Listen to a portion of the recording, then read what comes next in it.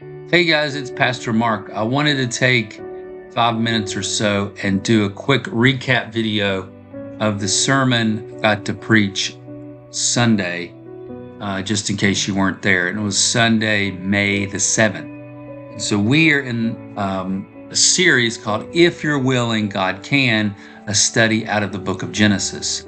And we looked at the life of Abraham. And when you look at Abraham in the book of Genesis, you see a man of great trust in God. So God comes to Abraham. Abraham's just an average guy. He's in a pagan land that serves other gods. And then the true God shows up and says, Abraham, I'm going to call you out. I want to give you a great land. You have to go to this land, a land that I will show you. And then you're going to have a great name, and there's going to be kingdoms that are going to come out of you with kings, and then ultimately the whole world will be blessed through you. And so this is a promise that God makes, a covenant that God makes with Abraham based on trust. There's nothing that Abraham has to do except for go and follow and depend on the Lord. And so he's calling him to a journey. He's an adventure with the Lord. But he has to leave behind what he knows, his family, his religions, and he has to trust solely on God. That teaches us a lot about salvation, about Christianity. I mean, that's what it's all about for us too. And so it's this great calling, this great adventure that Abraham is about to go on.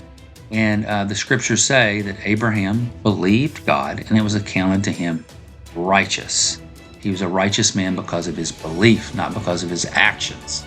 That's another big point about Christianity. We are righteous not because of what we do, but because of what Christ did on the cross. And our belief on him, in him, gives us access to that. Okay, now, Abraham makes some mistakes along the way, just like we will in our walk, in our faith, in the journey we're going on with God.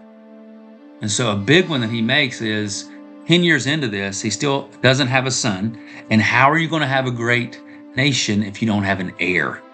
And so he and Sarah are getting old, and they get scared, and they take matters in their own hands. And Sarah says, here, take my servant girl, Hagar, and have a baby with her.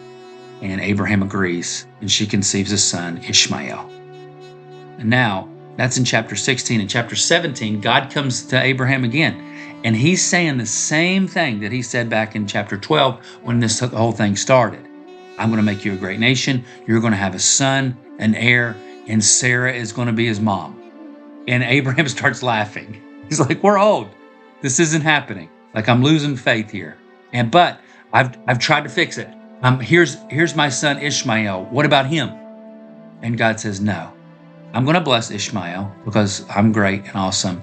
But my plan is through Sarah. I'm about to do something miraculous. And so just continuing to trust me. And Abraham does. It's hard to see. Faith, a lot of times, that's faith. It's hard to see. Like, there are times in our life when we're wondering, God, where are you? And God wants us to keep trusting and depending on him. Now, we looked at our key text was Genesis 22. This is a miraculous story where faith is at the highest, and God's testing faith. God tests our faith so that we know if we're truly his or not. Do you hear me? God tests our faith so that we know if we are truly his or not. And so in Abraham's life, the highest test was God came to him. Isaac's born. Now, remember, the promised son has come. It took 20 years. Now, Isaac is like 13 in this moment. And God comes to Abraham and says, you got to sacrifice your son, your only son. And Abraham's faith is so great, he's like, all right, let's do it. He goes on a 3-day journey, and he's got the wood, he's got his son, and he's about to sacrifice him. And so at the last moment, an angel of the Lord comes to him and says, don't touch that boy. Well, why? Why did he do this? And it's because he was testing his faith. He wanted to know if he genuinely feared God. And Abraham did, believing that, whatever happens, God's in control. He can raise this boy back from the dead if he needs to. And so that's the type of faith and lesson that we learn from Abraham. That whatever comes our way, God is in control. He can overpower anything we do wrong, which is remarkable. Not that we should try to do wrong things because we miss it.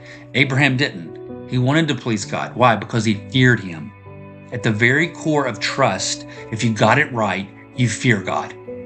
Okay? There are all kind of false gospels out there. If you're like, I got to be better, I got to do better, the fear is on you, the emphasis is on you and not God, you've missed it. Like faith is, God, you'll come through. Like I'm depending on you. I trust you.